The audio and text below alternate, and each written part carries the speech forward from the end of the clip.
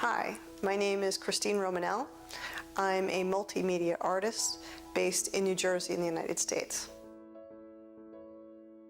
I'm interested in the origins of creation. How did we get here? How did life start? In my work, I look for underlying patterns. I particularly love non-repeating patterns. So for example, the penrose pattern is a pattern that never repeats, and it stretches out and covers a plane with no gaps using two ROMs that are two different shapes. So if you go 5 feet or 5 miles, you'll never have a repetition. Its counterpart in 3 dimensions is called a quasi crystal. So they're interlocking shapes that also fill all space with no gaps and never ever repeat.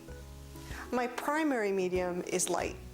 I build sculptures, installations, and create paintings based off the geometries and patterns that are from the penrose and the quasi crystal.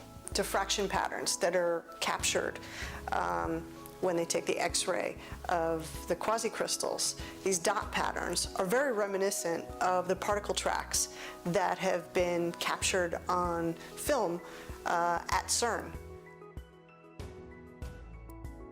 So this hanging sculpture is also based off of the diffraction patterns of quasi crystals. So these dots would be in 3 dimensions in real life, but when the X-ray captures them, they end up being 2D because it's a 2D process. It would be wonderful to be able to map these out in 3 dimensions and make a 3-dimensional sculpture, but for now, I'm stuck in flat land.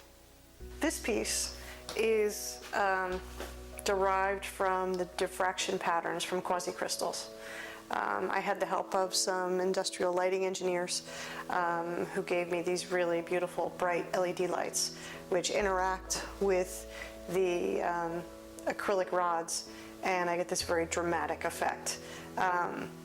These orange rods are actually green, these pink rods are actually clear, and these red rods are actually hot pink. But when they interact with some different films and the very strong light, they change color. So it's very much like mixing a palette of colors but doing it with light. Scientists often don't know a lot about art, but artists, if they're interested in science like myself, have a working knowledge of science. So we end up having a drunk conversation. We might be using the same terms, but the meaning is completely different. This can cause a lot of frustration. I think being at CERN with willing scientists that want to engage with art and artists would be a game changer for my art practice. I look at raindrops. I look at simulations of dark matter. I look at diffraction patterns. I look at particle tracks. And to me, they seem all connected. To be able to explore that more fully at CERN and be able to ask questions and get real answers and make those connections would be invaluable to me as an artist going forward.